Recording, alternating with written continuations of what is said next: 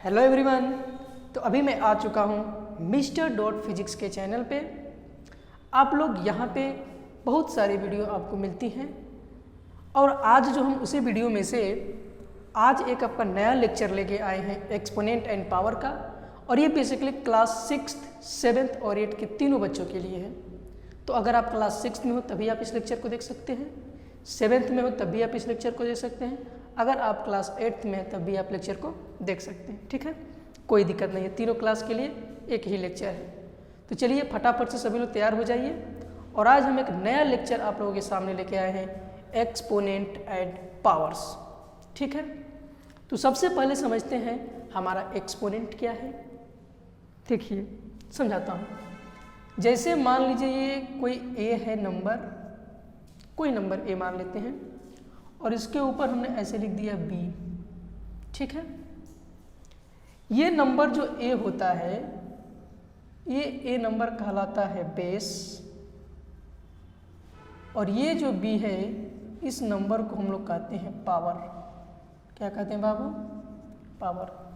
ठीक है मेरे प्यारे बच्चों, और इसी पावर को हम एक और नाम दे देते हैं और उस पावर को हम लोग कहते हैं एक्सपोनेंट। क्या कहते हैं? एक्सपोनेंट। जैसे अगर आपको इस तरीके से नंबर लिखा हुआ मिले, ए है और इसके ऊपर पावर है, यानी बेस हमारा ए और पावर हमारा बी है। तो अगर बेस के पावर में है इसी पावर को हम लोग कहते हैं एक्सपोनेंट। यानी जो पावर है ये किसका है? बेस का। यानी बेस का जो पावर है उसी को हम लोग कहते हैं एक्सपोनेंट। क्या कहते हैं यहाँ पे? क्या कहते हैं? The power of base, the power of base is called exponent. ठीक है, यानी जो बेस है और इस बेस का जो पावर है यही पावर कहलाता है आपका एक्सपोनेंट। ठीक है, ये है हमारा डिफिनीशन एक्सपोनेंट का, यानी कि जो बेस का पावर होता है वही कहलाता है एक्सपोनेंट। Got it? ध्यान देखिए, अब इसमें हम कुछ पढ़ते हैं laws of exponent. Laws of exponent.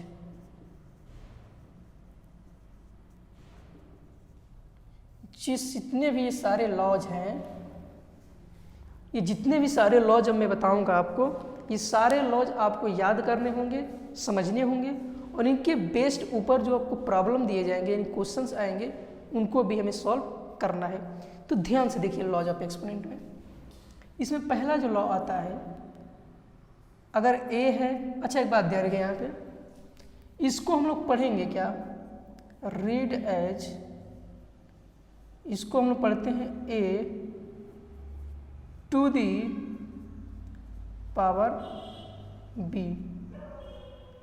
A to the power b, ये जो पूरा टर्म है इसको हम लोग क्या रीड करते हैं? A to the power B. यानी ए एक बेस है, बी एक्सपोनेंट है, इसको पढ़ेंगे ए टू दी पावर बी, यानी ए का पावर क्या है? बी है।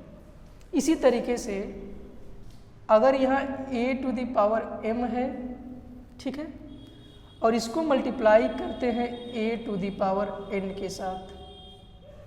ठीक, a to the power m into a to the power n, यानी इस दोनों का बेस तो सेम है। बेस क्या है? सेम है। तो जब भी आपको इस तरीके से नजर आए कि बेस सेम है तो इनके पावर क्या हो जाते हैं? आपस में ऐड हो जाते हैं।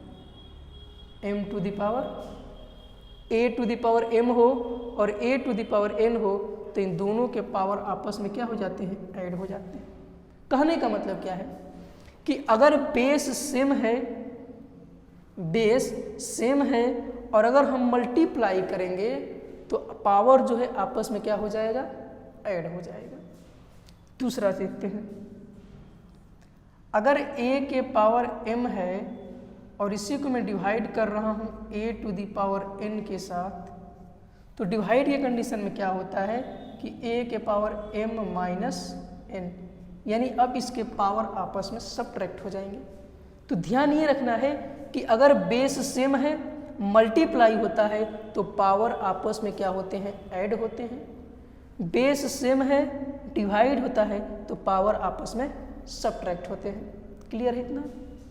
तीसरा देखते हैं, या इसी को मैं ऐसे कर सकता हूँ, a to the power m को अगर डिवाइड कर दे a to the power n से, तो इसकी भी वैल्यू वही होगी a to the power m minus n, यानी m को पावर, ये दोनों को डिवाइड तो हो रहा है, देखिए a के पावर m यानी a to the power m, a to the power n, ये दोनों डिवाइड हो रहा है, तो दोनों का बेस सेम है।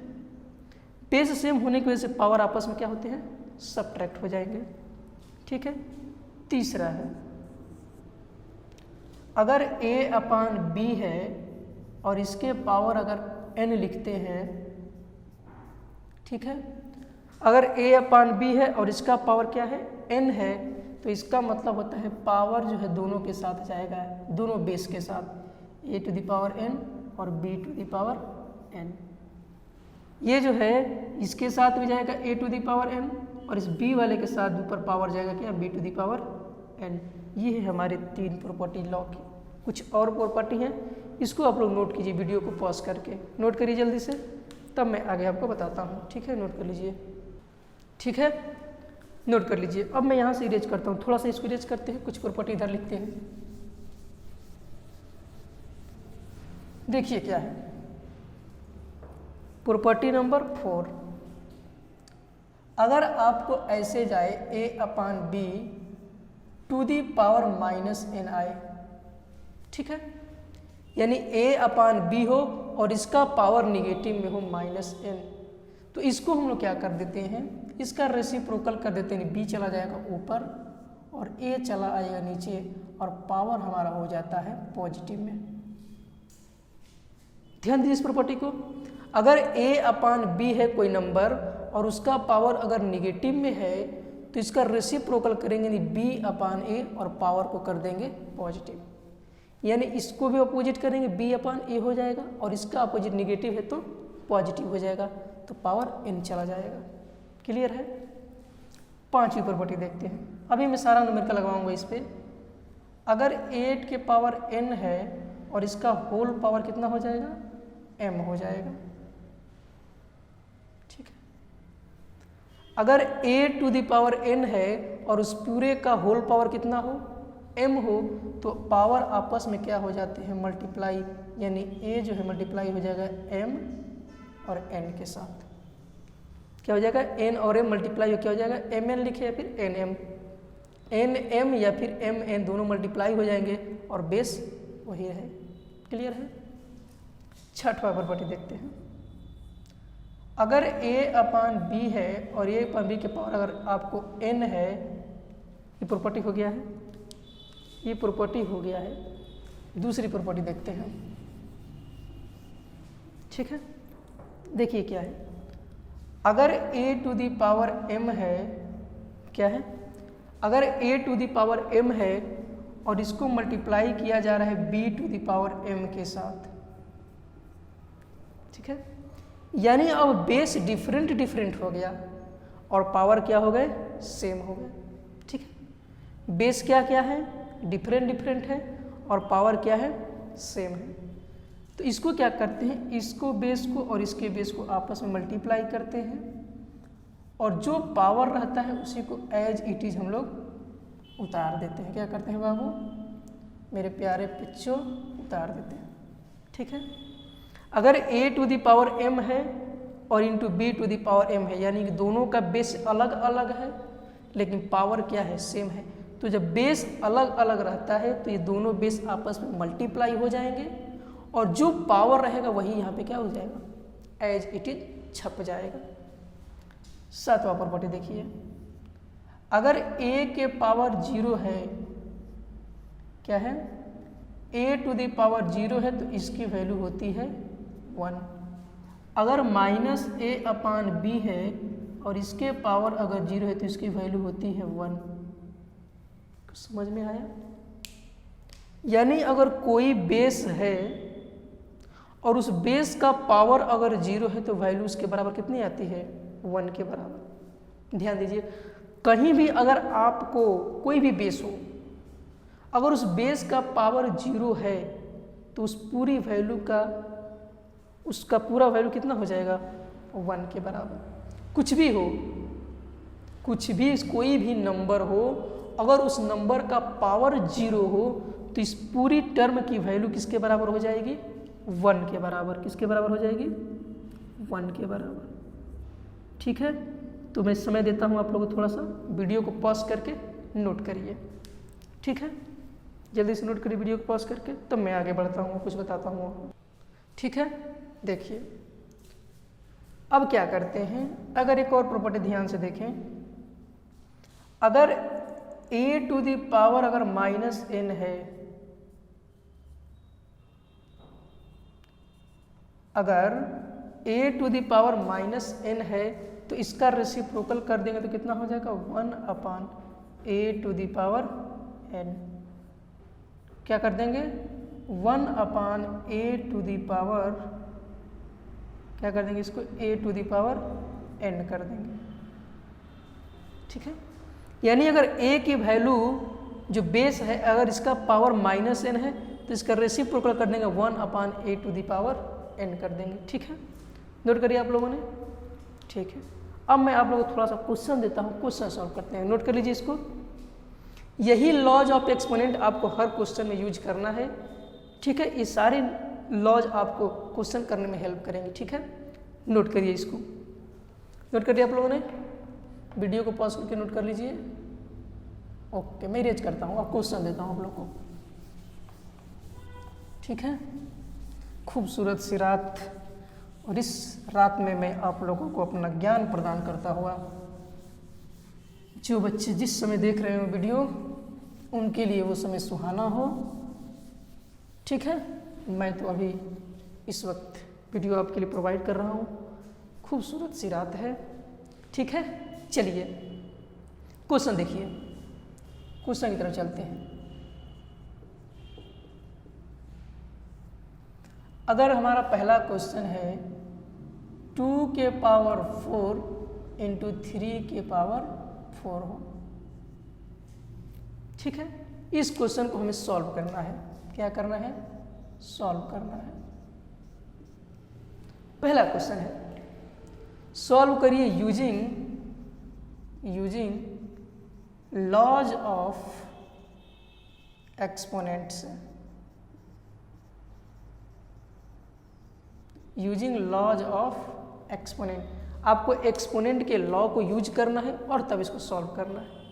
ठीक है, तो पहले हम पकड़ते हैं उस 8 जो हमने अभी आपको लॉ लिखवाया, उसमें से कौन सा लॉ है। देखिए चलते हैं, पहले लिखते हैं इसको। a to the power m है into b to the power m है। क्या ऐसा बन रहा है? दोनों का बेस अलग अलग है, यहाँ भी बेस अलग अलग है, और पावर क्या है? सेम है। तो क्या मैं इसको लिख सकता हूँ a इंटू बी और टू द पावर m। ये रूल आपको पता है लॉ, उस लॉ को इस क्वेश्चन में यूज करिए। तो क्या लिखेंगे इसको? Implies that 2 into 3 to the power 4। लिख सकते हैं इसको ऐसे, यानी अब क्या हो जाएगा हमारा 2 3 जा 6 और 6 टू द पावर हो गया हमारा 4। किसी को कोई दिक्कत ना। अब इसी 6 टू द पावर 4 को मैं लिखता हूँ 6 को 4 बार मल्टीप्लाई।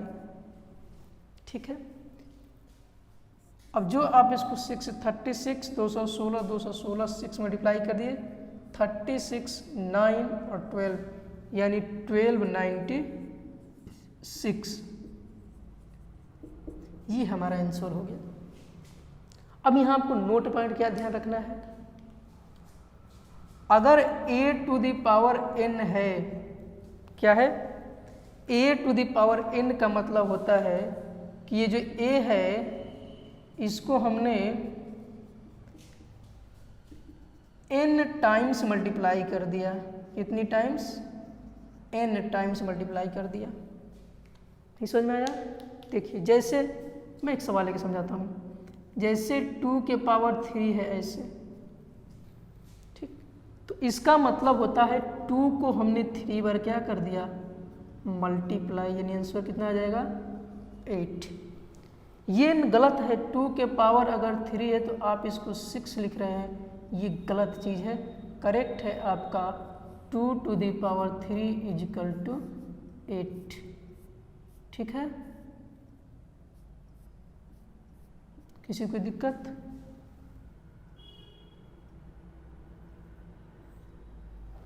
ये चीज़ आपका सही है, ये चीज़ गलत है। यानी जितना पावर होगा उतनी बार मल्टीप्लाई होगा।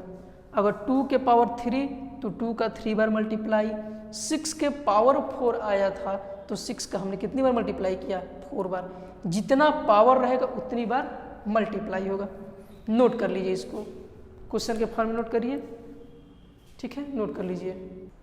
ठीक है, मिटाओ इसको अब, बोलिए। ठीक है, मिटाते हैं इसको, मिटा दें। ओके, फिर अब आगे कुछ न्यूमेरिकल सॉल्व करते हैं। क्वेश्चन आपको देते हैं हम, सॉल्व करिए उसको। ठीक है, मैं क्वेश्चन देता हूँ, उसको सॉल्व करिए आप लोग।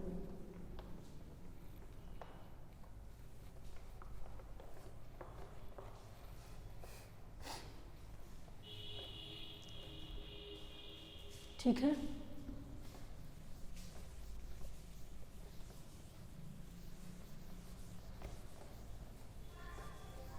क्वेश्चन लिखिए। क्वेश्चन है -4, पहला -4 to the power 3 into -4 to the power -4। ये हमारा पहला क्वेश्चन है। दूसरा क्वेश्चन है 1/2 टू द पावर -5, इसको सॉल्व करना है आपको। तीसरा क्वेश्चन है A9 to the power 2 into 3, इसको सॉल्व करिए। चौथा पार्ट है question -1/3 to the power 0 into 1/2 के पावर -3, सॉल्व करिए। फिफ्थ क्वेश्चन है आपका 3/2 to the power -1 into 2/3 to the power -1। ये क्वेश्चन आपको सॉल्व करना है। ठीक है, ये क्वेश्चन आपको क्या करना है, सॉल्व करना है। चलिए ट्राई करिए, क्वेश्चन ट्राई करिए, जल्दी जल्दी फटाफट से ट्राई करिए क्वेश्चन को। ठीक है, वीडियो को पॉज करके और आप इस क्वेश्चन को ट्राई करिए। जब भी मैं क्वेश्चन दूँ तो आप लोग पहले वीडियो को पॉज किया करिए और क्वेश्चन लगाया करिए। ठीक है, तो वीडियो को पॉज करके पहले क्वेश्चन लगाने का प्रयास करिए। सॉल्व करिए जल्दी, वीडियो को पॉज करके जल्दी से क्वेश्चन को सॉल्व करें। ठीक है, मैं बता देता हूँ, सॉल्व कर लिया हूँ, बढ़िया है। अब मैं सॉल्व करता हूँ, आप लोग अपना आंसर मिलाइए। ठीक है, पहला देखते हैं क्या है। यहाँ सॉल्व करता हूँ पहले को। देखिए पहले बेस, देखिए दोनों का बेस सेम है, दोनों का बेस सेम है, कितना, -4। ठीक है, बेस हमारा सेम है। पावर क्या है, अलग अलग है, और हमें करना क्या है, मल्टीप्लाई। तो जब पावर, जब बेस सेम रहता है, मैंने बताया कि जब भी बेस सेम रहता है तो पावर इसके ऐड होते हैं, यानी कि 3 में ऐड होगा क्या, -4। इसके आंसर कितना हो जाएगा, -4 और प्लस माइनस माइनस यानी -1 हो गया। और अभी मैंने क्या बताया, क्या इसको मैं लिख सकता हूँ 1/-4 टू द पावर 1, ये लिख सकते हैं 1/-4 टू द पावर 1। क्यों? क्योंकि यहाँ पे पावर किस में है, माइनस में है। तो हमने वही प्रॉपर्टी पढ़ा कि अगर a to the power -n हो या फिर माइनस से हो, कुछ भी हो, तो प्रॉपर्टी होता है 1/a की पावर n। प्रॉपर्टी याद है सबको? तो इस हिसाब से, इस प्रॉपर्टी के हिसाब से मैं इसको लिख सकता हूँ -4 टू द पावर अगर -1 है तो इसका रेसिप्रोकल करेंगे तो ये बेस तो नीचे आएगा, उसके पावर पॉजिटिव हो जाएगा 1/में। ये इस प्रॉपर्टी के अकॉर्डिंग। क्लियर है? तो ये हमारा पहला है। दूसरा सॉल्व करते हैं। दूसरा देखिए, यहाँ दूसरा सॉल्व करते हैं। 1/2 टू द पावर दिया है -5, तो इसको क्या मैं रेसिप्रोकल कर सकता हूँ 2/1, और यहाँ पावर किस में चला जाएगा, माइनस में, तो पॉजिटिव में। अब इसका मतलब क्या हो गया कि 2 टू द पावर 5 भी जाएगा इसके साथ, और 2 टू द पावर 1 भी जाएगा, सॉरी 1 टू द पावर 5 जाएगा। किस प्रॉपर्टी के अनुसार? अगर a/b to the power n है तो a to the power n divided by b to the power n जाएगा ऐसे। तो ये कितना हो जाएगा? अगर 2 को मैं 5 बार मल्टीप्लाई करूं और 1 को 5 बार, कितनी बार? 1 को 5 बार, 3 4 और ये 5, तो हो जाएगा अपना का 32 डिवाइडेड बाई 1, यानी ये हो जाएगा 32 डिवाइडेड बाई 1। क्लियर है इतना? जब भी 1 के पावर 5 हो, यानी कि 1 का 5 बार मल्टीप्लाई, अगर 1 को 100 बार भी मल्टीप्लाई करेंगे 1 1 1 100 बार, तो रिजल्ट 1 मिलेगा। 2 के पावर 5 मतलब कि 2 को मैंने 5 बार मल्टीप्लाई करना है, तो कितना आ जाएगा 32। क्लियर है इतना? ओके। तीसरा क्वेश्चन देखते हैं, यही सॉल्व करते हैं। तीसरे को देखते हैं कितना आता है। इसको मिटा दूँ, इसको मिटा दूँ, समझ आ गया? ठीक है। जो गलत हुआ हो आप लोग उसको क्या कर लीजिए, सही कर लीजिए। इसको मिटा देता हूँ, ठीक है।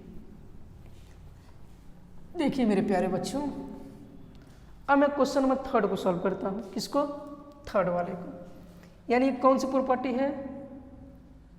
ये पावर आपस में मल्टीप्लाई हो जाएगा 9 टू द पावर 6, यानी 9 में कितने बार मल्टीप्लाई करना है? 6 बार।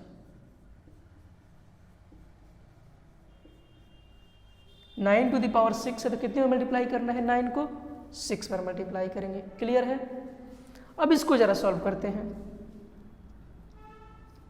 मैंने बताया अभी कि कोई भी नंबर हो और उस नंबर का अगर पावर 0 होता है तो उसकी वैल्यू कितनी हो जाती है? 1। क्या होती है? 1। और ये मल्टीप्लिकेशन है तो मल्टीप्लाई का साइन देते हैं, मल्टीप्लाई है। अब यहाँ देखिए 1/2 पावर किस में है? निगेटिव में है, और पावर जब भी निगेटिव में होता है हमें पसंद नहीं होता है निगेटिव, इसका तुरंत रेसिप्रोकल कर देंगे, तो 2/1 टू द पावर कितना हो जाएगा? 3। सॉल्व करिए इसको। 1 × 2 टू द पावर 3 यानी कि 8, तो आंसर कितना हो जाएगा? 8/1, यानी आंसर 8 हो गया। सही है? ऐसे यानी कोई भी नंबर है, अगर उस नंबर का पावर 0 है, यानी बेस है, बेस का पावर 0 होता है, तो उसकी वैल्यू किसके बराबर होती है? 1 के। और ऐसा अगर आपको दिखे पावर निगेटिव, तुरंत रेसिप्रोकल कर दिए। कौन सी प्रॉपर्टियाँ लग रही है? a/b to the power -n होता है, तो रेसिप्रोकल कर देते हैं b/a to the power n। यहाँ पे वही यूज किया गया है। 2 को ऊपर भेज दिया गया, b गया ऊपर, a आया नीचे, पावर किस में चला गया? पॉजिटिव में। क्लियर है? अब इसको जरा देखते हैं, इसको भी सॉल्व करते हैं। देखिए माइनस है तो क्या करेंगे? तुरंत रेसिप्रोकल करेंगे, तो 2/3 और पावर पॉजिटिव में आ जाएगा। ये हो जाएगा 3/2 और पावर पॉजिटिव में। 2 से 2 कैंसिल, 3 से 3 कैंसिल, यानी 1 के पावर 1 × 1 टू द पावर 1, यानी रिजल्ट किस में आया? 1 में। 1 टू द पावर 2 यानी कितना हो जाएगा? 1। इसकी वैल्यू कितना आई? 1 टू द पावर 1, इसका आया 1 टू द पावर 1 लिख सकते हैं, तो 1 टू द पावर 1 का स्क्वायर यानी कि 1 आया। ठीक है, नोट कर लीजिएगा। सारे क्वेश्चन हमने आपको क्या कर दिया? एक्सप्लेन कर दिया क्विक वाइज करके। आपको बस लॉज याद रखना है, किस तरीके से कहाँ लॉ को हमें यूज करना है, और हमने लॉ को समझा दिया। वीडियो को पॉज करके नोट कर लीजिए इसको, तब मैं आगे बताता हूँ आपको। ठीक है, इसको मिटाते हैं अब मेरे प्यारे बच्चों, मिटाते हैं। आपको लॉज याद रखना है, ठीक है? लॉज याद रहेगा तो क्वेश्चन आप लोग लगा लेंगे। और सारा मैंने लॉज लिखवाया है, आप लोग एक बार जाके क्लास ख़त्म होने के बाद आप लोग वीडियो को देखिएगा, और नोट्स जो मैंने दिया है आपको लॉज ऑफ एक्सपोनेंट के जितने भी लॉज लिखवाए हैं आपको इसे लर्न करना है, प्रैक्टिस करना है। उसके सारे बेस पे मैंने न्यूमेरिकल करा दिया है, आप उस पर जाके क्या करिएगा? सॉल्व कर लीजिएगा। ये लॉज ऑफ एक्सपोनेंट इसी तरीके से सॉल्व होंगे। हम इसको 2 पार्ट वीडियो में बनाएंगे, 2 पार्ट में। एक वीडियो में हम लॉ एक्सपोनेंट एंड पावर पढ़ेंगे और एक वीडियो में जो आपको नेक्स्ट वीडियो आएगी उसमें मैं आपको स्टैंडर्ड फॉर्म में पढ़ाऊँगा, कैसे स्टैंडर्ड फॉर्म में बदलते हैं। ठीक है, 2-4 नोट पॉइंट लिख लीजिए, 2 नोट लिखवा दे रहे हैं मैं आपको, ठीक है, ताकि याद रहे आपको। नोट पॉइंट डालिए कॉपी में अपना नोट, और इसको कॉपी में नोट करिए। देखिए क्या बड़ी बढ़िया चीज़ है, क्वेश्चन में मदद करेगा आपको। देखिए क्या है, जैसे मैं 2 नोट लिखवा रहा हूँ आपको, ध्यान से देखिएगा। ये नोट आपके लिए बहुत ही बेनिफिट वाली चीज़ है। क्या है, जैसे मान लीजिए अगर -2 है और इसके पावर कितना आ गया, 4 आ गया। ठीक है, ये पहला चीज़ है। और एक यही क्वेश्चन है, ऐसे -2 है और इसके पावर क्या आ गया, 3 आ गया। देखिए दोनों में डिफरेंट क्या है, समझिए इस चीज़ को। इसमें -2 टू दी पावर 4 है और इसमें -2 टू दी पावर 3 है। ये जो हमारा पावर है ये हमारा पावर इवन है, और ये जो हमारा पावर 3 है ये पावर हमारा ऑड है। दोनों को सॉल्व करते हुए डिफरेंस खोजने का प्रयास करते हैं। चलिए, -2 के पावर 4 है, यानी -2 कितनी बार मल्टीप्लाई होगा, 4 बार, यानी -2 इंटू -2। इसको क्या लिखेंगे, -2 इंटू -2 3 बार।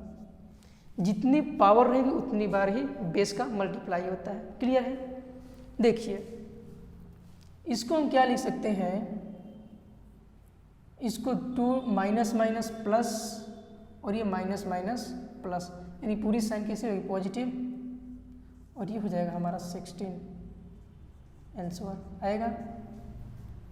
ठीक है, अब यहाँ देखिए माइनस प्लस यानी कि 4 इंटू -2 यानी आंसर किस में आ गया, -8। दोनों में कुछ डिफरेंस नजर आ रहा है आपको। अगर हमारा पावर इवन है तो रिजल्ट किस में आ रहा है, पॉजिटिव में। अगर हमारा पावर इवन है तो रिजल्ट किस में आ रहा है, पॉजिटिव में। और अगर वही बेस का पावर इवन है यानी ऑड नंबर है तो हमारा रिजल्ट आ रहा है नेगेटिव में। समझे, यानी कि अगर किसी भी बेस का पावर इवन नंबर है तो सॉल्व करने के बाद डायरेक्ट आप पॉजिटिव लिख दीजिएगा, प्लस माइनस का झंझट खत्म। और यही अगर आपका किसी भी बेस का पावर ऑड नंबर है तो आपका रिजल्ट किस में आएगा, निगेटिव में आएगा। किस में आएगा, निगेटिव में आएगा। अब दूसरी चीज देखिए इंपॉर्टेंट क्या है, अगर इसी -2 के पावर को मैं -4 लिख दूं और इसी -2 के पावर को मैं -3 लिख दूं,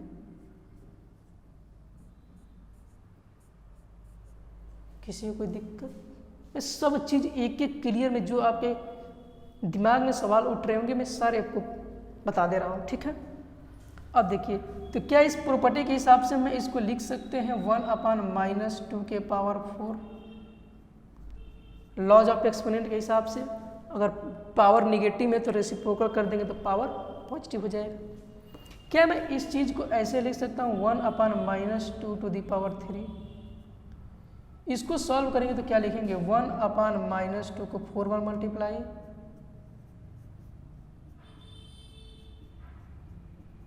कितना हो जाएगा 1/16, 2 2 जा 4, माइनस प्लस माइनस प्लस, यानी कितना होगा 1/16। और इसी तरीके से ये हमारा हो जाएगा 1/-8। देखिए रिजल्ट किस में आ रहा है, नेगेटिव में आ रहा है। यानी कि अगर आपका पावर इवन है या फिर पॉजिटिव में हो या फिर निगेटिव में हो तो रिजल्ट आपका किस में आएगा, पॉजिटिव में। यही पावर आपका पॉजिटिव में हो या निगेटिव में हो, अगर वो ऑड नंबर है तो रिजल्ट आपका निगेटिव में आएगा। झलका, पावर अगर आपका निगेटिव हो या फिर पॉजिटिव हो, यानी निगेटिव हो या फिर पॉजिटिव हो, अगर वो ऑड नंबर है तो आपका रिजल्ट निगेटिव में आएगा। या पावर पॉजिटिव हो, पावर निगेटिव हो, अगर ये इवन नंबर है तो आपका रिजल्ट पॉजिटिव में आएगा। अब आपके सवाल में ये ध्यान, दिमाग में आपका सवाल उठ रहा होगा, ये क्या हम इस जो बेस है क्या इसको निगेटिव लेना जरूरी है? ये जो हमने बेस लिया है, क्या ये बेस लेना निगेटिव है, जरूरी ही है? क्या हम इसको पॉजिटिव नहीं ले सकते? ले सकते हैं पॉजिटिव। देखिए कैसे, ध्यान दीजिए। अगर इसी 2 के पावर को मैं -4 लिख देता हूं और इसी 2 के पावर को मैं -8 लिख देता हूं, -3, अभी भी सॉल्व करें कितना आएगा? 1/16, और इसको सॉल्व करेंगे तो 1/-8। क्यों? क्योंकि इसको आप 1/2 के पावर 3 लिख सकते हैं, लिख सकते हैं इसको। अब देखिए, यही 2 के पावर -4 है तो क्या लिख सकते हैं? 1/2 के पावर 4, और ये हो जाएगा 1/2 के पावर 3, यानी हो जाएगा 1/8। यहीं पे हो जाती है लड़कों से गलतियां। हमने तो पहले कहा कि हो सकता है, लेकिन नहीं हो सकता है। क्यों? देखिए यहाँ पे, क्योंकि अब 2 के पावर अगर -3 है तो इसका रेसिप्रोकल करेंगे तो कितना आ जाएगा? 2 के पावर 3, और 2 के पावर 3 कितना हो जाएगा? 1/8, और अगर -4 है तो हो जाएगा 1/16। तो जब भी आपका माइनस में हो, ये दोनों बेस अगर माइनस में है, दोनों बेस अगर माइनस में है, पावर अगर इवन है तो रिजल्ट पॉजिटिव में आएगा, पावर ऑड है तो रिजल्ट निगेटिव में आएगा। अगर यही बेस की वैल्यू चेंज कर दें, निगेटिव नहीं पॉजिटिव ले लें, क्या ले लें? पॉजिटिव, तो आपका दोनों किस में आएगा? पॉजिटिव में आएगा। देखिए दोनों रिजल्ट किस में आ रहा है? ये पॉजिटिव में आ रहा है। तो अगर ये दोनों पॉजिटिव हैं तो रिजल्ट भी किस में आ रहा है? पॉजिटिव में, या फिर वो ऑड हो या फिर इवन नंबर हो। तो बेस को ध्यान रखना है। अगर बेस दोनों निगेटिव में है तो आपके रिजल्ट वेरी करेंगे। क्यों? बेस की वजह, पावर की वजह से। अगर पावर इवन है तो रिजल्ट पॉजिटिव, पावर अगर ऑड है तो रिजल्ट निगेटिव। अगर बेस दोनों पॉजिटिव हैं, अगर बेस पॉजिटिव है तो रिजल्ट में आप इवन लीजिए या फिर ऑड लीजिए, कोई फर्क नहीं पड़ने वाला। ठीक है, अब यहाँ चीज देखिए, यहाँ फर्क क्या पड़ेगा? अगर कोई बंदा अगर इस 2 के पावर 3 है, इसको अगर कोई लिख दे 1/2 के पावर -3, तो उसका रिजल्ट किस में आ जाएगा? 1/-8 में। ठीक है, तो ये ध्यान रखना है आपकी सारी चीज़ें। ठीक है, यहाँ अगर -2 है, अगर बेस माइनस में है तो आप ऐसे कर सकते हैं, और इन सारी चीज़ों को भी आप दिमाग में याद रखिएगा। ठीक है, चलिए क्वेश्चन जो किया जाएगा तो प्रैक्टिस हो जाएगा, क्वेश्चन से आपको पता चल जाएगा। ठीक है, ओके। तो ये था हमारा एक्सपोनेंट एंड पावर का फर्स्ट पार्ट। इसमें हमने सारे लॉज ऑफ एक्सपोनेंट को पढ़ा दिए। कल जो है हम लोग दूसरा पार्ट इसका करेंगे, जिसमें हम लोग स्टैंडर्ड फॉर्मूले पढ़ेंगे और उसके में इसी तरीके से क्वेश्चन वगैरह सॉल्व करेंगे। उसके बाद हम लोग एनसीईआरटी का जो क्वेश्चंस हैं, सारे एनसीईआरटी क्वेश्चन को एक एक करके सॉल्व करेंगे। ठीक है मेरे प्यारे बच्चों, ठीक है, बिलीव करिए मेरे ऊपर, बिलीव करिए मेरे ऊपर, इस चैप्टर की पूरी जिम्मेदारी मेरे ऊपर है। आप कोई क्वेश्चन नहीं फंसेगा, बस आपको ये करना है कि जो चीज़ मैंने आपको पढ़ाया लॉज ऑफ एक्सपोनेंट में, सारे लॉ आप लोग जाके एक एक बार कॉपी खोल के देख लीजिएगा, और कोई भी डाउट हो कमेंट करिएगा, मैं आपके डाउट सॉल्व करने के लिए अवेलेबल रहूँगा। ठीक है, इसी के साथ आज का लेक्चर समाप्त करते हैं, मिलते हैं अगले लेक्चर में, तब तक के लिए बेस्ट ऑफ लक, पढ़ते रहिए।